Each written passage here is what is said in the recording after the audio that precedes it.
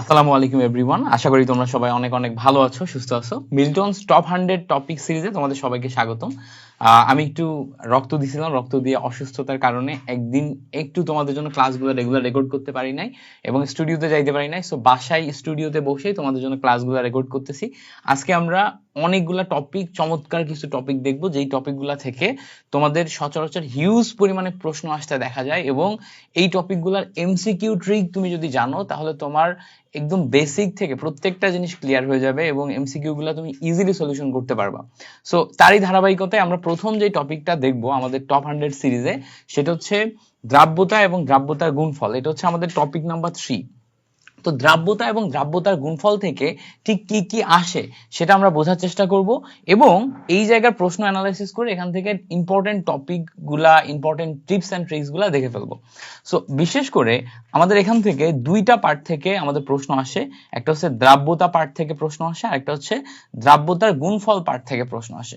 So দ্রাব্যতার part থেকে যে প্রশ্নগুলো আসে, দ্রাব্যতার গুণফল পার্ট থেকে যে প্রশ্নগুলো আসে, দুইটাই আমরা হচ্ছে স্টেপ বাই স্টেপ বোঝার চেষ্টা করব। সো প্রথমেই আমরা আসি হচ্ছে দ্রাব্যতা পার্টে।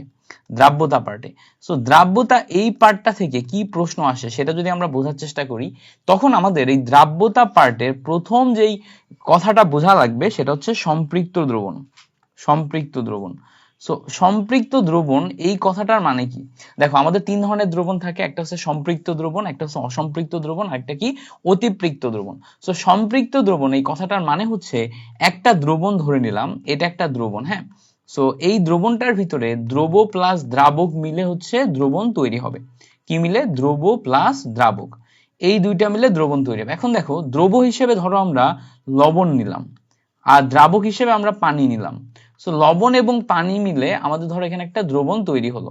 সেই লবণ এবং পানি মিলে দ্রবণ তৈরি হলো, এমন যদি হয় যে 100 ml পানির ভিতর 100 ml পানির ভিতর 5 গ্রাম লবণ থাকতে পারে। সো দেখো, 100 ml পানির ভিতর 5 গ্রাম লবণ যদি থাকতে পারে, তাহলে যতটুকু পরিমাণ লবণ পানির ভিতর থেকে একটা দ্রবণ সম্পূর্ণরূপে মিশে যাবে তাকে বলা হয় সম্পৃক্ত দ্রবণ। অর্থাৎ যতটুকু পরিমাণ দ্রব দ্রাবকের ভিতরে থাকতে পারে ততটুকুই যদি থাকে, তখন সেই দ্রবণকে আমরা সম্পৃক্ত দ্রবণ বলি। তার মানে এই জায়গা থেকে আমরা সম্পৃক্ত দ্রবণের বেসিক যে সংজ্ঞা সেটা কি পাচ্ছি? দেখো, সম্পৃক্ত এই কথাটার মানে হচ্ছে, সম্পৃক্ত দ্রবণ এই কথাটার মানে হচ্ছে, দেখো, যতটুকু দ্রব থাকতে পারে, যতটুকু, কথাটা ভালো করে বুঝবা, যতটুকু দ্রব থাকতে পারে, থাকতে পারে পারে ততটুকুই যদি থাকে, ততটুকুই যদি থাকে, যদি থাকে, তখন সেই দ্রবণ হচ্ছে সম্পৃক্ত দ্রবণ। আচ্ছা, আর কোন একটি সম্পৃক্ত দ্রবণে যতটুকু পরিমাণ দ্রব থাকে সেটাই তার দ্রাব্যতা। তাহলে দ্রাব্যতা হচ্ছে, দ্রাব্যতা কি? দ্রাব্যতা হচ্ছে দ্রবণ যখন সম্পৃক্ত তখন যতটুকু দ্রব থাকে। সো দ্রবণ যখন সম্পৃক্ত মানে যতটুকু পরিমাণ থাকতে পারে ততটুকুই যখন থাকে তখন সম্পৃক্ত দ্রবণ। সো দ্রবণ যখন সম্পৃক্ত তখন দ্রবের যেই পরিমাণ, দ্রবের যেই পরিমাণ, অ্যামাউন্ট অফ দ্রব, সেটাই হচ্ছে আমাদের কি? আমাদের হচ্ছে দ্রাব্যতা। তার মানে আমরা একটু বোঝার চেষ্টা করব। আমাদের কাছে ধরো বললো যে দ্রাব্যতা, আমাদের কাছে বললো হচ্ছে দ্রাব্যতা 50 গ্রাম পার লিটার, এরকম বলে দেয়া আছে। তো দ্রাব্যতা 50 গ্রাম পার লিটার, এই কথাটার মানে কি? মানে হচ্ছে 1 লিটার দ্রবণে, 1 লিটার দ্রবণে 50 গ্রাম দ্রব থাকতে পারে।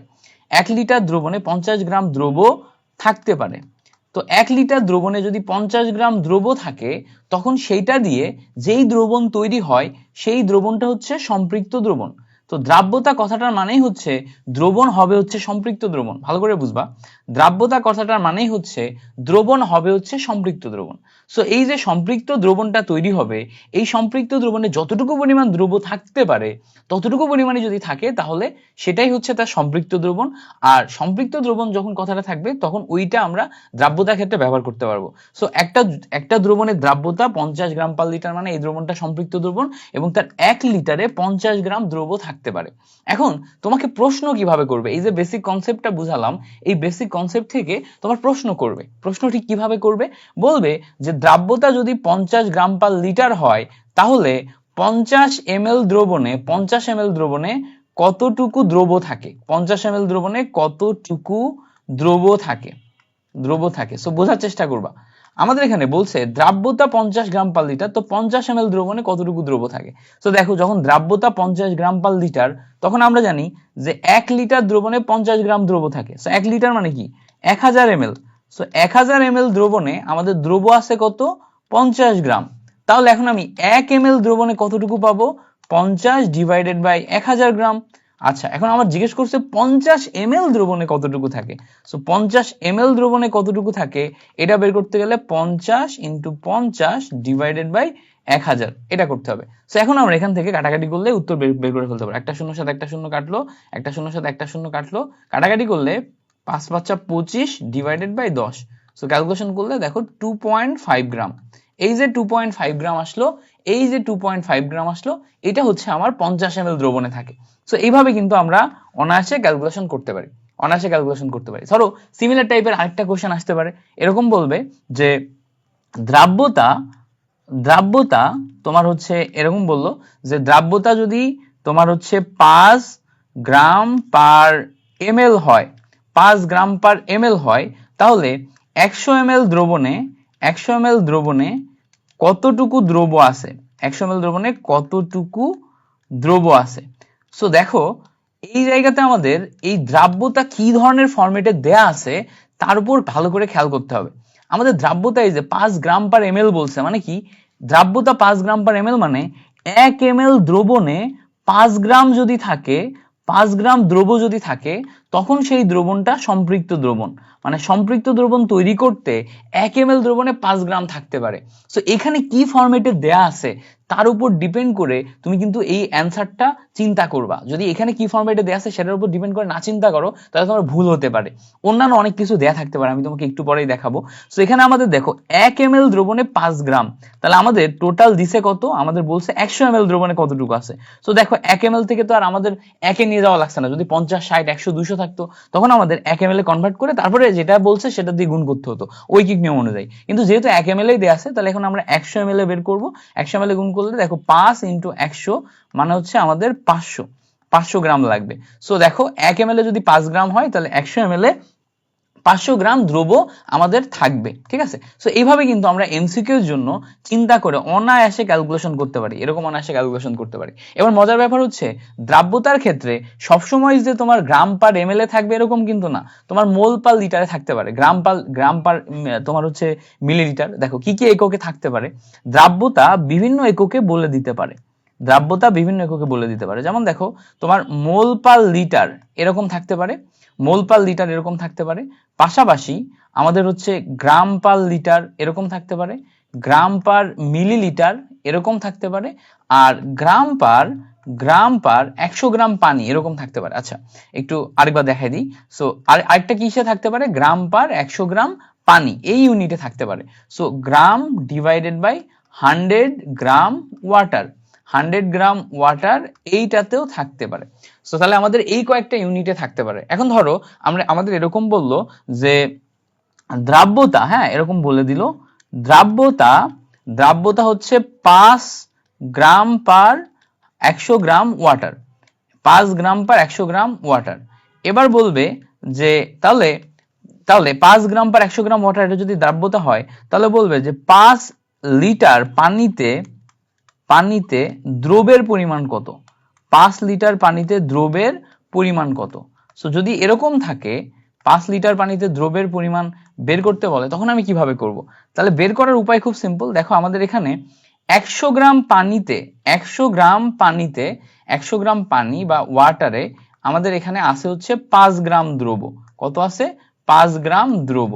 এবার ভালো করে খেয়াল করবা, আমার এখান থেকে 1 গ্রাম পানিতে কতটুকু আছে সেটাতে যেতে হবে। 1 গ্রাম পানিতে যদি যাই, 1 গ্রাম পানিতে যদি যাই, সো 1 গ্রাম পানিতে আমরা যদি একটু খেয়াল করি, 1 গ্রাম পানিতে থাকবে হচ্ছে আমাদের 5 ডিভাইডেড বাই 100 গ্রাম।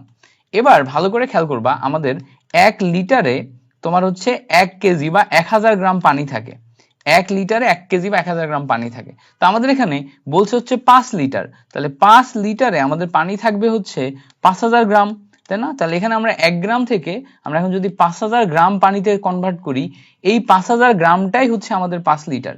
এই 5000 গ্রামটাই কি, 5000 গ্রামই হচ্ছে আমাদের 5 লিটার।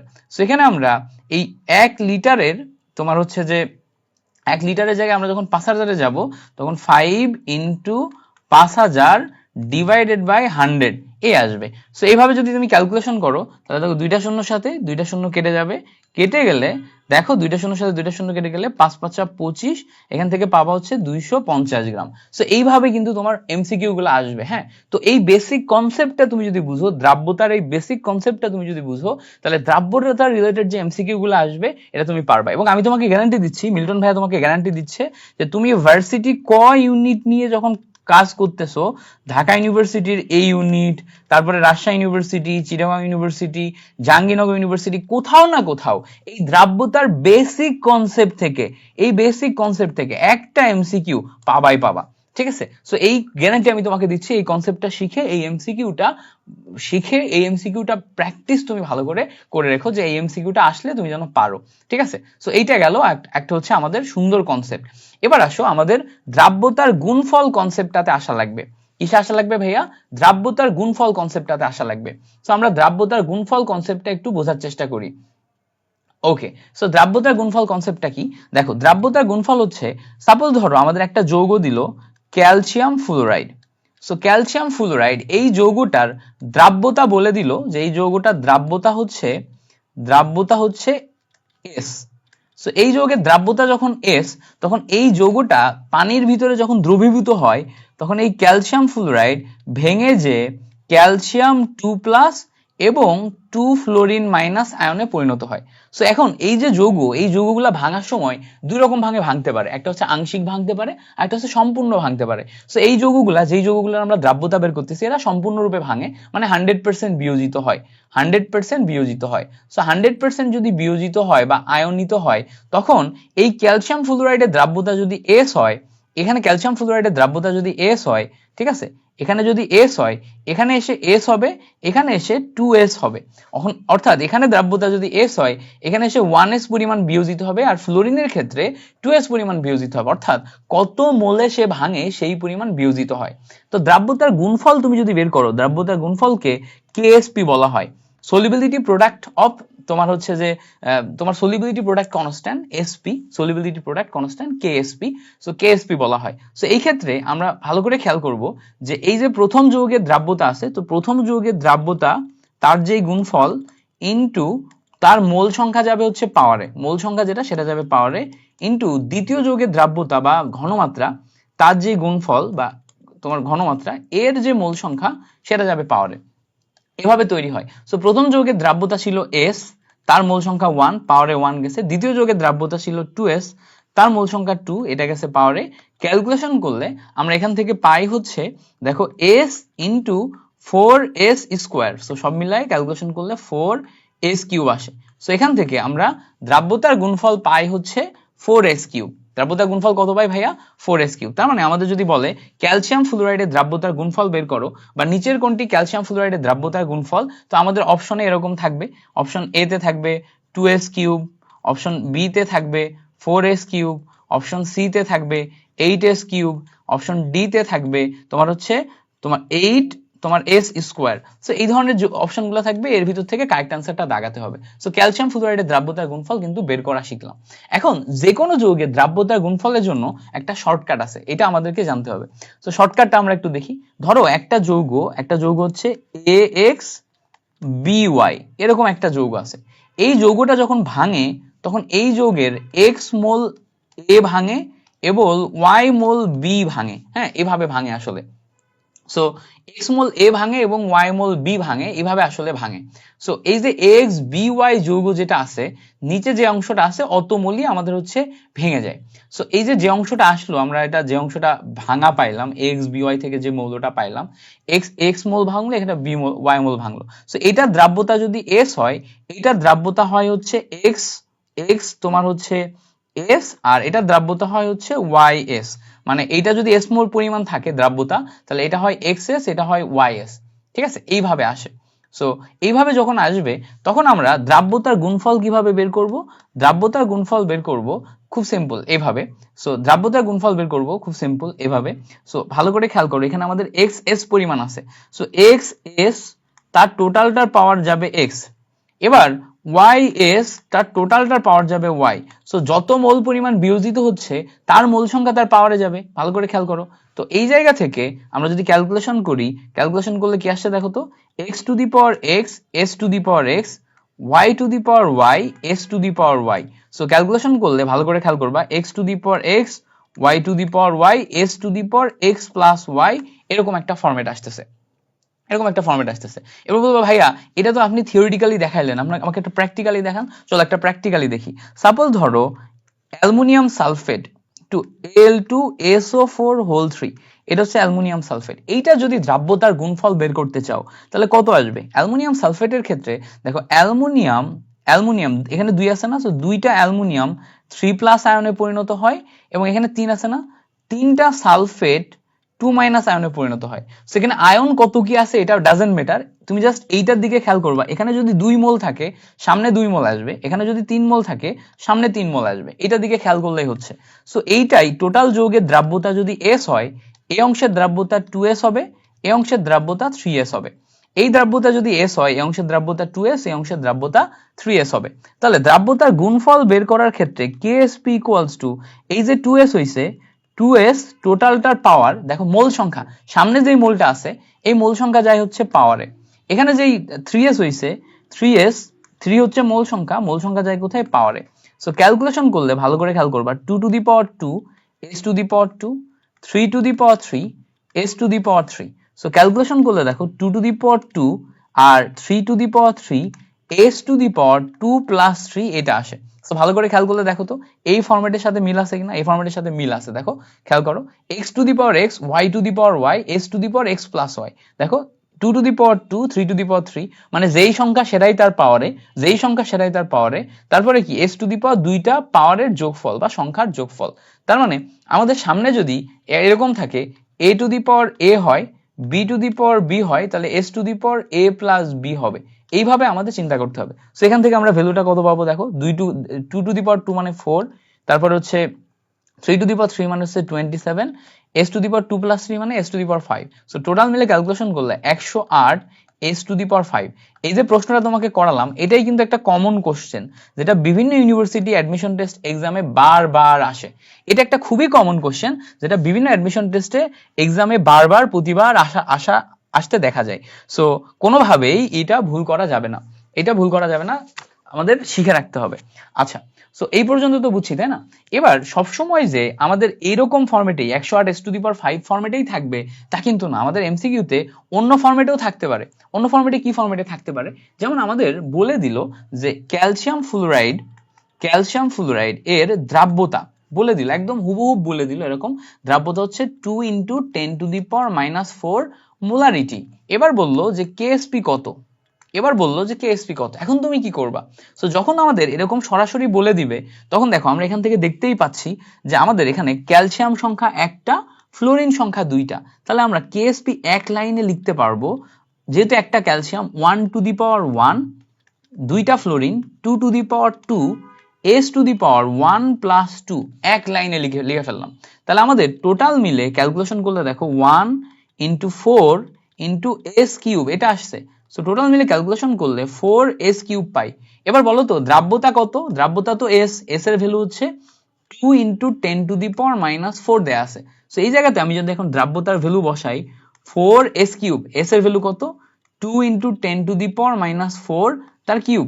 সো এখানে কিউব বসাই দিলাম, বসাই দিলে দেখো এখন 4 ইন্টু আমাদের এই অংশকে কিউব করো, কিউব করলে আমরা ভ্যালু পেয়ে যাবো। সো দেখো 2 এর কিউব করলে 8 আসে, ইন্টু 10⁻⁴ মানে 3 × 4 = 12 আসে। সো ক্যালকুলেশন করলে 4 × 8 = 32, 4 × 8 = 32 ইন্টু 10⁻�12 আসে। সো এই যে 4 × 8 = 32 ইন্টু 10⁻12, এটাকে 3.2 ইন্টু 10⁻11ও লেখা যায়। একটা আমরা কমাই ফেলছি, এই যে 3.2 ইন্টু 10⁻11, এটার মাধ্যমে আমরা একটা কমাই ফেলছি। সো এই অংশও কিন্তু আমরা ক্যালকুলেশন করে নিতে পারি। তো দেখো দ্যাটস ইট। এইভাবে আমাদের যদি প্রশ্ন আসে যে 2 × 10⁻⁴ মোলারিটি দ্রাব্যতার গুণফল বের করো, তখন অপশন আসবে কোনটা আমাদের? এই যে 3.2 × 10⁻11, এটা কিন্তু অপশনে থাকবে, এইটা আমাদের দাগাইতে হবে। সো এরকম কিছু আসলে সেটাও আমাদের বের করতে হবে। আবার আমাদের এরকম প্রশ্ন বলতে পারে যে Ca3PO4 হোল 2 যৌগের দ্রাব্যতা দ্রাব্যতার গুণফল কত, যৌগের কেএসপি বের করো বা দ্রাব্যতার গুণফল বের করো। সো তুমি এই যৌগ দেখে ঘাবড়াই যাবা যে আচ্ছা এই যৌগের দ্রাব্যতার গুণফল কিভাবে বের করবো, বাট এখানে ঘাবড়ানোর কিচ্ছু নাই। তোমাকে খেয়াল করতে হবে এই নিচে কত করে মোল আছে। সো দেখো ক্যালসিয়ামের মোল 3 আর ফসফরাসের মোল 2, তার মানে আমাদের এখানে একটা দেখো আমি এক্স এর ভ্যালু পাইছি, একটা ওয়াই এর ভ্যালু পাইছি। সো এক্স ইকুয়ালস টু কত 3, ওয়াই ইকুয়ালস টু কত 2। সো ওই যে বেসিক নিয়ম x to the power x, y to the power y, x to the power x plus y, এই নিয়ম অনুযায়ী আগাও। তাহলে দেখো 3 to the power 3, 2 to the power 2, s to the power 2 plus 3। So calculation করলে দেখো এটা 27, এটা 4, 4 ইন্টু 27 মিলে 108। সো 108 এস টু দি পাওয়ার 5, এইটা আসবে হচ্ছে আমাদের দ্রাব্যতার গুণফল। এটাও একটা খুব পপুলার এমসিকিউ, যেটা তোমাকে এই জায়গা থেকে জানতে হবে এবং মনে রাখতে হবে, ঠিক আছে? সো পারবা কিনা বলো, কমেন্টে জানাও যে পারবা কিনা। ওকে, সো এই টাইপের কোশ্চেন যদি তোমার আসে, তাহলে অবশ্যই তোমাকে ক্যালকুলেশন করে বের করা শিখতে হবে। আচ্ছা, এবার চলো আমরা হচ্ছে যে জিএসটি তে একটা কোশ্চেন আসছিল, সেই কোশ্চেনটা একটু দেখার চেষ্টা করি। আমাদের পেজ শেষ হয়ে গেল, এত কম পেজ নিছি দেখাইতে। আচ্ছা, জিএসটি তে একটা কোশ্চেন আসছিল, এখানে এক্সট্রা পেজ নিলে যখন এটা আমি তোমাকে পিডিএফ দিব এটা হয়ে যাবে সাদা, এই হয়ে যাবে তোমার হচ্ছে বিপদ। যখন সাদা হয়ে যাবে তখন তোমার দেখতে অসুবিধা হবে, বুঝছো? সো দেখতে অসুবিধা হবে, এই জন্য আমি এই সাদা যেহেতু হয়ে যাবে এটা আমি টোটালি লাল ব্যাকগ্রাউন্ডে লিখবো যাতে পরবর্তীতে তোমার দেখতে অসুবিধা না হয়। সো পেজ কম নিয়ে ফেলছি, এরপর থেকে বেশি পেজ নিয়ে তারপরে করতে হবে। সো আমরা এই ব্যাকগ্রাউন্ডে, কালো ব্যাকগ্রাউন্ডে আমরা একটু লাল নিয়ে লিখবো যাতে তুমি যখন পিডিএফ পাবা পিডিএফ এ তুমি যেন দেখতে পারো ইজিলি। সো আমাদের একটা কোশ্চেন আসছিল যে ম্যাগনেসিয়াম হাইড্রোক্সাইড, হ্যাঁ, এইটার কেএসপি দ্রাব্যতার গুণাঙ্ক, এইটার কেএসপি এর ভ্যালু দেয়া আছে হচ্ছে 2 ইন্টু 10 টু দি পাওয়ার -11। এবার বলছে দ্রবণের পিএইচ যদি 10 হয় তাহলে ম্যাগনেসিয়াম 2+ এইটার ঘনমাত্রা কত, এইটা বুটেক্সে আসছে, রিটেনে, তারপরে হচ্ছে যে বেশ কয়েকটা ইউনিভার্সিটিতে আসছে, জিএসটি তে 20-21 আসছে, গতবারও একটা ইউনিভার্সিটিতে আসছে। সো এত কমন একটা প্রশ্ন যে এইটা তোমার পারা উচিত। এখন এটা তুমি কিভাবে করবা, দেখো এখানে যেহেতু আমাদের দ্রবণের পিএইচ দেয়া আছে, আমরা জানি যে পিএইচ ইকুয়ালস টু তোমার minus log of hydrogen plus আয়নের কনসেন্ট্রেশন। সো পিএইচ এর ভ্যালু হচ্ছে minus log of hydrogen plus আয়নের কনসেন্ট্রেশন। সো এই জায়গা থেকে আমি কিসে কনসেন্ট্রেশন পাচ্ছি, হাইড্রোজেন প্লাস আয়নের কনসেন্ট্রেশন পাচ্ছি। কিন্তু এই জায়গায় দেখো তুমি যখন ম্যাগনেসিয়াম হাইড্রোক্সাইড নিয়ে কাজ করবা, ম্যাগনেসিয়াম হাইড্রোক্সাইড ভাঙলে তুমি দুইটা জিনিস পাবা, ম্যাগনেসিয়াম 2+ আয়ন এবং 2 হাইড্রোক্সিল মাইনাস আয়ন। এখন তোমার লাগবে হচ্ছে হাইড্রোক্সিল মাইনাস আয়নের ঘনমাত্রা, তাহলে পিএইচ যেটা দেয়া আছে এখান থেকে তোমার হাইড্রোক্সিল মাইনাস আয়নের ঘনমাত্রা বের করতে হবে। সো ভালো করে খেয়াল করলে দেখবা হাইড্রোজেন প্লাস আয়নের যে ঘনমাত্রা এইটা ইকুয়ালস টু তোমার 10 to the power minus pH এরকম আসবে, মানে এন্টিলগ কি আসবে, এই লগ এই সাইডে গেলে এন্টিলগ 10 to the power minus pH হবে। সো এখান থেকে তুমি হাইড্রোজেন প্লাস আয়নের ঘনমাত্রা পাবা 10 টু দি পাওয়ার মাইনাস 10। এবার আমরা জানি যে হাইড্রোজেন প্লাস আয়নের ঘনমাত্রা ইনটু হাইড্রোক্সিল মাইনাস আয়ন, এইটার ঘনমাত্রা দুইটা মিলে হচ্ছে 10 টু দি পাওয়ার মাইনাস 14। এবার এখান থেকে তুমি যদি হাইড্রোক্সিল মাইনাস আয়নের ঘনমাত্রা বের করতে চাও, তাহলে হাইড্রোক্সিল আয়নের ঘনমাত্রা আসবে হচ্ছে 10 to the power minus 14 divided by hydrogen plus আয়নের ঘনমাত্রা। সেখানে হাইড্রোজেন প্লাস আয়নের ঘনমাত্রা কত ছিল বলতো, হাইড্রোজেন প্লাস আয়নের ঘনমাত্রা ছিল দেখো 10 to the power minus 10। So calculation করলে এখান থেকে 10 টু দি পাওয়ার মাইনাস 4 পাওয়া যায়। আচ্ছা, এই পর্যন্ত আমাদের ক্লিয়ার। এখন তার মানে হচ্ছে এই টোটাল ম্যাগনেসিয়াম হাইড্রোক্সাইডকে আমরা যদি ভেঙে হাইড্রোক্সিল আয়নের যে ঘনমাত্রা পাবো, যেহেতু দ্রবণের পিএইচ 10, হাইড্রোক্সিল আয়নের ঘনমাত্রা পাবো হচ্ছে 10 টু দি পাওয়ার মাইনাস 4। কত পাবো, 10 টু দি পাওয়ার মাইনাস 4 পাবো। এখন এই যে 10 টু দি পাওয়ার মাইনাস 4 পাবো, এখন আমরা এই জায়গা থেকে পরবর্তী স্টেজে কেএসপি এর ভ্যালু বের করব। কেএসপি ইকুয়ালস টু ম্যাগনেসিয়াম 2+ আয়নের ঘনমাত্রা, তার মোল সংখ্যা পাওয়ারে যাবে, ইনটু হাইড্রোক্সিল মাইনাস আয়নের ঘনমাত্রা, তার মোল সংখ্যা কোথায় যাবে, পাওয়ারে যাবে। সো কেএসপি এর ভ্যালু দেখো 2 into 10 to the power minus 11 দেয়া আছে। ম্যাগনেসিয়াম 2+ আয়নের ঘনমাত্রা এটা আমরা বের করতে চাই, ঠিক আছে, ইনটু এই হাইড্রোক্সিল আয়নের ঘনমাত্রা এটা কত দেয়া আছে দেখো 10 টু দি পাওয়ার মাইনাস 4 তার পাওয়ার 2। সো এখান থেকে ম্যাগনেসিয়াম 2+ আয়ন এইটার ঘনমাত্রা যদি আমরা বের করি, উপরে যাবে 2 × 10⁻11, নিচে যাবে 10⁻−8। সো 10⁻- উপরে উঠে গেলে -8 উপরে গেলে 2 × 10⁻³ আসে শেষ পর্যন্ত। কত আসে? 2 × 10⁻³ সো এইটা আসে হচ্ছে আমাদের অ্যান্সার। এইটা একটা খুব কমন কোশ্চেন, যেটা আমাদের হচ্ছে বুটেক্সে আসছিল, এমসিকিউতে আসে, বিভিন্ন জায়গায় আসছে, বুটেক্সে আসছে, অন্যান্য জায়গাতে আসছে। সো ভালো করে এই অংশটা শিখে রাখবা, যদি এই অংশটা আসে যাতে তুমি পারো। ভালো করে শিখে রাখবা, যদি এই অংশটা আসে যাতে তুমি পারো, কোনোভাবে ভুল না হয়। কেমন? সো এই অংশটা আশা করি আমরা বুঝতে পারছি। সো আমাদের এই জায়গা থেকে যেই সমস্ত প্রশ্নগুলো আসে, আমরা প্রত্যেকটা টাইপের প্রশ্ন দেখে ফেলছি। দ্রাব্যতা গুণফল রিলেটেড, দ্রাব্যতা গুণফল রিলেটেড।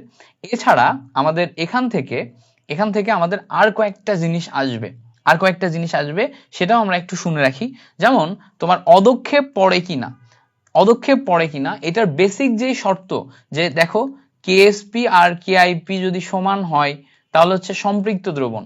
তারপরে কেআইপি যদি হচ্ছে কেএসপি চেয়ে বেশি হয় তাহলে অদক্ষেপ পড়বে, কেএসপি যদি কেআইপি এর চেয়ে বেশি হয় তাহলে অদক্ষেপ পড়বে না। সো এই যে শর্তগুলা, কোন শর্ত অদক্ষেপ পড়বে, কোন শর্ত অদক্ষেপ পড়বে না, কোন শর্তের জন্য কি কি আছে, এই বেসিক ইনফরমেশন গুলা তুমি পড়বা। এই বেসিক ইনফরমেশন গুলা পড়ার পাশাপাশি এই চ্যাপ্টার থেকে তুমি যদি সমস্ত এমসিকিউ কমন পেতে চাও, তাহলে তোমাকে কিছুই করা লাগবে না। হাজারীনাক স্যারের বইয়ের শেষে, হাজারি স্যারের বইয়ের শেষে গুণগত রসায়নের যত এমসিকিউ আছে, মেইন বইয়ের এমসিকিউ আছে, এই এমসিকিউ গুলা বুঝে বুঝে সলভ করবা, তাহলেই তুমি কমন পেয়ে যাবা। তাহলে তুমি হুবহুব কমন পাবা। হাজারি স্যারের শেষে গুণগত রসায়নের যত এমসিকিউ আছে, এই যে তোমাকে দুইটা ট্রিক দেখালাম না, এই ট্রিক এমসিকিউ গুলা ওই মেইন বইয়েই আছে। মেইন বই থেকেই আমার প্রতি বছর প্রশ্ন দেয়, শুধু আমরা অ্যানালাইসিস করতে পারি না, এই জন্য আমাদের এই সমস্ত ট্রিক জানা থাকে না, এবং আমরা হচ্ছে কি করি, আমরা জিনিসপত্রগুলোর সাথে অ্যাডজাস্ট করতে পারি না। এবার যদি ওই হাজারি স্যারের মেইন বই শেষের এমসিকিউ গুলা সলিউশন করতে যে তুমি কোথাও আটকে যাও, তোমার মনে হয় যে না ভাইয়া বুঝতেছি না, এই এমসিকিউটার ব্যাখ্যা আমি জানি না, তাহলে তুমি তোমার হচ্ছে হাজারি স্যারের মেইন বই এমসিকিউ মিল্টন ভাইয়া লিখে সার্চ দিবা, বা আমার ইউটিউব চ্যানেলে যে মেইন বইয়ের এমসিকিউ সলভ বলে একটা প্লেলিস্ট আছে, ওই প্লেলিস্টের ভিতরে হাজারি স্যারের ক্লাসটা ভালো করে দেখবা, তাহলেই দেখবা যে তুমি এই ব্যাখ্যাগুলোও পেয়ে গেছো। তো তোমার সমস্ত প্রবলেমের সলিউশন মিল্টন ভাইয়ের কাছে আছে, প্যারা নিও না। তুমি জাস্ট যা যা তোমাকে এখন শেখাইলাম এইগুলা ভালো করে প্র্যাকটিস করো, আর এখান থেকে আরো বেশি এমসিকিউ প্র্যাকটিস করো, যেগুলো আমি দেখালাম এগুলো তো দেখবাই, এছাড়া আর বেশি এমসিকিউ প্র্যাকটিস করো। যত প্র্যাকটিস করবা এখান থেকে তুমি তত পারবা। ঠিক আছে? তোমাদের ভিতরে অনেকে বলবে ভাইয়া এখান থেকে তো সময়ায়ন প্রভাবের এমসিকিউ আসে। ইয়েস, সময়ায়ন প্রভাবের এমসিকিউ আসে, বাট রেয়ার। এখান থেকে, এই টপিক থেকে সময়ায়ন প্রভাবের এমসিকিউ আসতে দেখা যায় রেয়ার। সো সময়ায়ন প্রভাবের বেসিক আমি হচ্ছে তোমার ভার্সিটি যেই ফ্রি প্লেলিস্ট আছে ওখানে গুণগত রসায়নের ক্লাসে দেখাই দিছি, কেউ যদি না বুঝে থাকো ওখান থেকে দেখে আসতে পারো। বাট এই এমসিকিউ আসে হচ্ছে রেয়ার। এই যে দুইটা টপিক দেখালাম, এই টপিক থেকে সবসময় এমসিকিউ আসে, সময়ায়ন থেকে রেয়ার এমসিকিউ আসে। সো এই জন্য সময়ায়নটা আমরা এখানে টপ 100 টপিকের ভিতরে ঢোকাচ্ছি না। টপ 100 টপিকের ভিতরে টপিক 3 তে দ্রাব্যতা এবং দ্রাব্যতা গুণফল রিলেটেড এই জিনিসপত্র তুমি জানলেই হচ্ছে। সো যারা এতক্ষণ পর্যন্ত ক্লাসটি দেখছো, অবশ্যই ক্লাসটি মনোযোগ দিয়ে করার জন্য তোমাদেরকে ধন্যবাদ। এবং একটা জিনিস মাথায় রাখবা, শুধু কঠোর পরিশ্রম করলে কিন্তু হবে না, নিয়মিত কঠোর পরিশ্রমই তোমাকে সফল করে তুলবে। সো এই জিনিসটা মাথায় রেখে প্রতিদিন নিজের 100% দিয়ে পড়াশোনা করে যাও। Thank you so much for watching this class. তোমাদের সাথে পরবর্তী ক্লাসে দেখা হচ্ছে। ততক্ষণ পর্যন্ত ভালো থাকো, সুস্থ থাকো, ভাইয়ের জন্য দোয়া রেখো। আল্লাহ হাফেজ, আসসালামু আলাইকুম।